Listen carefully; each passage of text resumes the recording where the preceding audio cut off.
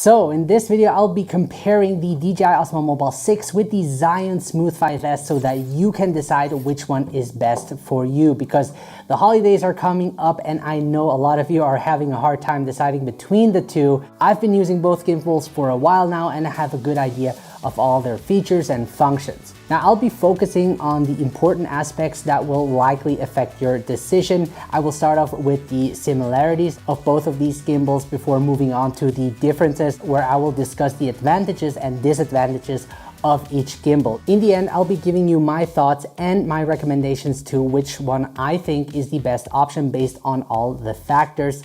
This way you'll be able to choose the right gimbal for your shooting needs. Now we're first going to start off with the similarity. In terms of similarities, both are priced around the same, around $169. Now with both you're able to switch modes quickly. They also both come with a display up here where you can see which mode you're currently in. This is really important for me as I do switch modes depending on the shot I'm creating. Now when it comes to stabilization, they're both really good. I didn't see really big of a difference. Now both gimbals come with available apps. The DJI Osmo Mobile 6 uses the DJI Mimo app and the Zion Smooth 5S uses the ZY Cami app. And by using these apps, you can actually extend the functionality of your gimbal, but I mostly stick with the default camera app because I find that the native camera app produces a higher quality. Now what's also great is that you can use the record button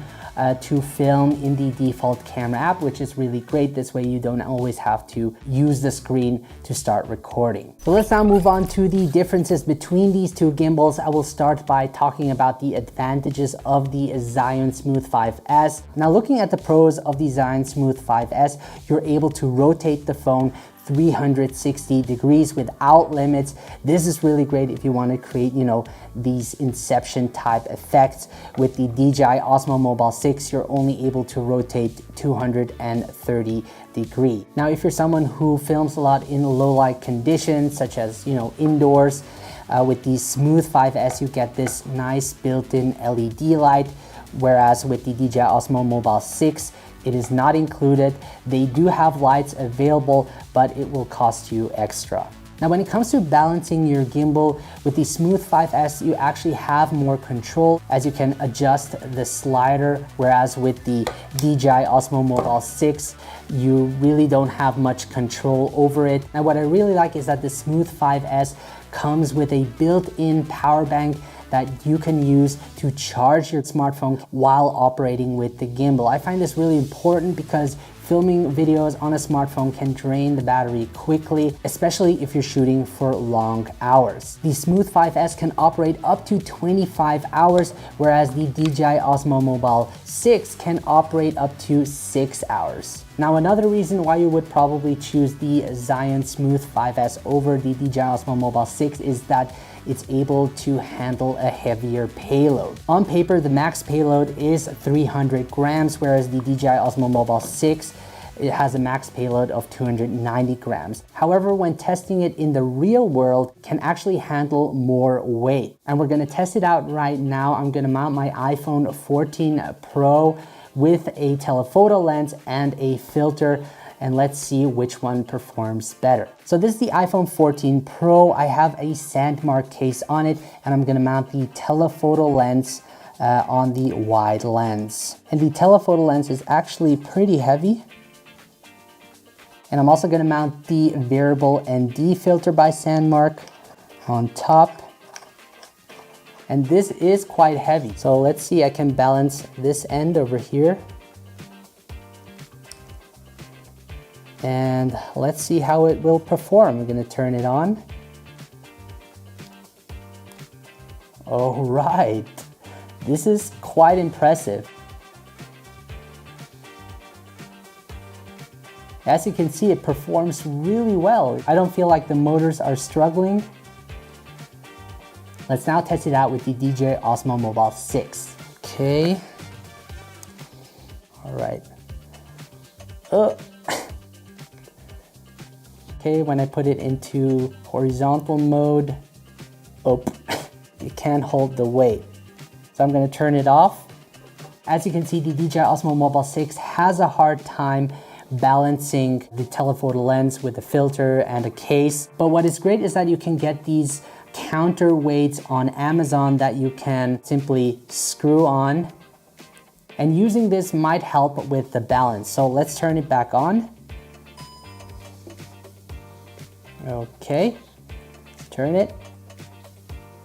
So as you can see, if you're using a counterweight, it could work, but I still feel it can't handle this much weight. You can see that it's shaking and the motors are struggling to keep it up.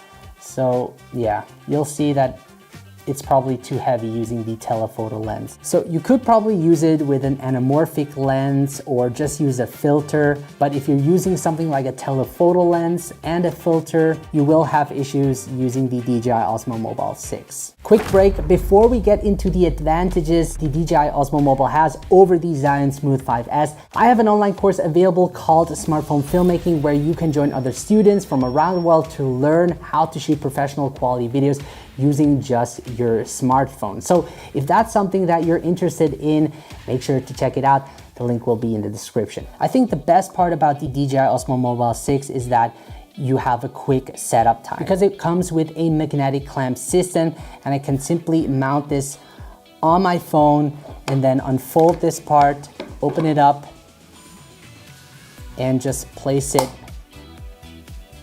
and I'm ready to shoot. So this is a really efficient way to capture moments quickly, whereas with the Zion Smooth 5S, it will take a bit longer. So I'd first have to unlock all motors. So, and then I can place it like this. And then I need to make sure this part is balanced. And then I can turn it on. And I'm ready to go. So it does take maybe 5 to 10 seconds longer. Now, what I also like about the DJI Osmo Mobile 6 is that I can quickly switch to landscape mode, whereas on the Zion Smooth 5S, I would have to turn it off and then push it up and then turn it and then push it downwards and then turn it back on again. So this does take a little bit more time. Now, something else the DJI Osmo Mobile 6 has is the built-in extension pole, which I really like using, especially when you're vlogging or need to capture low-angled shots. Whereas with the Smooth 5S, the extension pole is not included. You would have to buy one and attach it at the bottom of the gimbal. Now, when it comes to portability, I prefer using the DJI Osmo Mobile 6 as it's small, lightweight, and foldable. So as you can see, I can just fold this part, and when you compare both sides, you'll see that the DJI Osmo Mobile 6 is pretty small. And what I like to carry with me is the everyday 3-liter sling bag by Peak Design. It's a really nice sling bag, especially for mobile creators. This is really great. And if I want to bring a gimbal along, I can just unzip this part and then just unscrew the tripod, and I can easily put it in the sling bag. And it also fits other stuff like my smartphone, third-party lenses, a power bank. However, if I want to bring the Smooth 5S with me, so again, I can unscrew the bottom part, and when I try to fit it into my sling bag, it just won't fit everything. So in terms of portability, the DJI Osmo Mobile 6 is really great. From my experience using both gimbals, the one that comes closer to my shooting needs, it's actually really hard to tell because both have their strengths and weaknesses, and it all comes down to the type of shooting you're doing. The DJI Osmo Mobile 6 is a great option if you need a more compact gimbal that is foldable and easy to carry around, and if you need to capture moments more efficiently, the magnetic clamp system makes it easy to mount your phone onto the gimbal and even go quickly handheld. Also, if you're a vlogger, the extension pole can be helpful and allows you to capture shots more creatively. On the other hand, if you need something that supports a higher payload, for example, when using additional accessories such as a case, third-party lens, and filter, then the Zion Smooth 5S is a better option. Also, if you're someone who films a lot in low light conditions, the built-in light can come in handy without needing to purchase an additional light. Also, if you need to shoot for longer hours, you'll be able to charge your phone while using the gimbal, because we all know that shooting videos on your phone can drain the battery quickly. So I'll probably switch between both gimbals as it really comes down to what I will be shooting. So guys, I hope this comparison was helpful for you. If you enjoyed this video, make sure to leave a like and subscribe. Don't forget to download my free smartphone filmmaking guide that will help you get started making quality videos on your phone fast. Once again, thank you so much for watching, guys. Love you all, take care, and I'll see you in the next video.